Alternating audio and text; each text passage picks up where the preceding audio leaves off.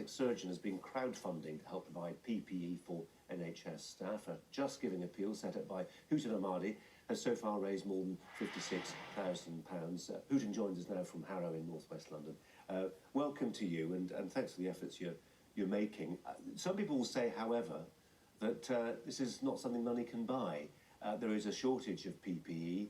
If the government can't get hold of it, what chance people with private sources of income? That's a question we get asked quite often. We started this around a week ago. I worked for the NHS, as you rightly say, for around 9 years, and I've got university and former colleague friends of mine who are frontline and been getting in touch because of a distinct lack of PPE, and also clarification of what they should and should not be wearing. I'm fortunate enough, I run a homeless charity called the Carepack. We distribute backpacks full of essential items, and a friend of mine, Alex Riahi, myself, and one of my trustees, Mark McKenna, who's got a large fulfillment and procurement company called First Point Distribution. We started this donation on Just Giving around a week ago, and we actually pre-ordered these masks to come in, the protection masks, and we've been inundated actually with donations, which has been amazing. And like you say, we can't help everyone, but we're trying to help as many people as we can. When you spend the money on PPE, where will the PPE go? Because again, there is that. I suppose there would be an argument that would say, how do charitable fundraisers who are behaving with great nobility and kindness, but how are they in any way better placed than government that knows where there is a dearth of PPE, because that's where they'd like to send it?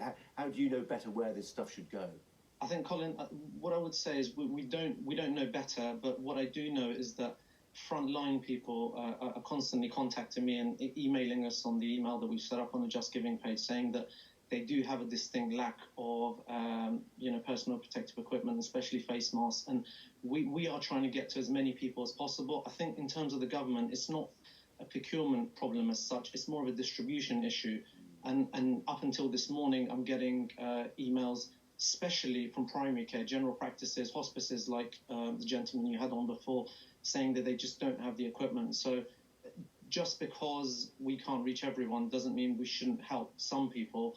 And we've left it open, and we try and limit some orders so we can get to everyone, hopefully until the government can reach the people that need it.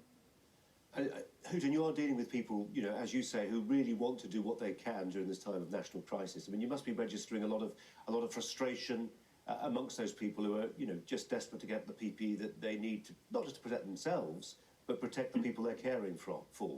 I think that's a really valid point, because it's we have a duty, I think, to protect the health staff that are putting their lives on the line for us. But I think people forget that if someone in healthcare gets infected with COVID-19, they're out potentially for 2 weeks. So that's a number of people that then they can't treat, and that puts a distinct pressure and stress on the NHS, which is why we've had to ask so many doctors and nurses to come back to work. And I think the other thing to bear in mind is that, if people are walking around treating patients or in hospices or district nurses, and they have transmitted COVID-19, they could potentially be spreading the virus. So there is a wider story to think about, other than just a kind of personal well-being of the medics, because a lot of the medics that I speak to, they're more than happy to go in with what equipment they have, but I think it's a wider problem. Well, it's a fantastic effort. Hootan Ahmadi, really appreciate you talking about it today. Thanks a lot. For having me. Thank you.